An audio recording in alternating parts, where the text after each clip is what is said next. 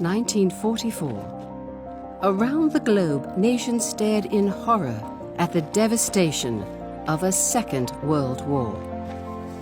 But even as the battles raged, global leaders planned for a new era and a post-war organization for peace. Rotary International, long committed to global cooperation and peace, had been raising awareness of a United Nations, publishing articles and pamphlets to encourage the discussion. Finally, in June of 1945, the eyes of the world were on San Francisco as delegates from 50 countries gathered to sign the UN Charter. The Conference of the United Nations on International Organization is now convened. Even as they gathered, delegates read the headlines proclaiming the end of the war in Europe.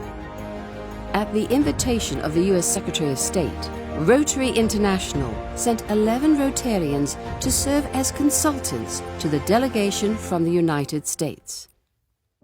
These included two past Rotary presidents, Alan Albert and Tom Davis. In fact, there were Rotarians and honorary members from around the globe, some as official delegates for their nations and others as consultants. Ezequiel Padilla served as chair of the delegation from Mexico. Rotarian Carlos Romulo represented the Philippines and would later serve as president of the fourth session of the UN General Assembly.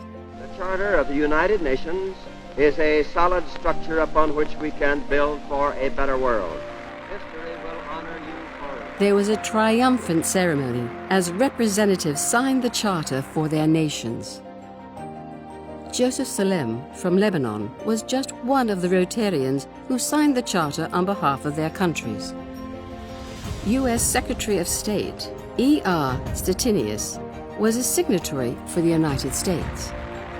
He later described the invitation to Rotary International as a recognition of the practical part Rotary's members have played and will continue to play in the development of understanding among nations. Rotary's participation in the UN Charter Conference was just the beginning of a humanitarian-focused collaboration that continues. Today, with a vision they have shared since the beginning, the United Nations and Rotary serve as examples of global cooperation as they lead efforts to promote peace, development, and world health.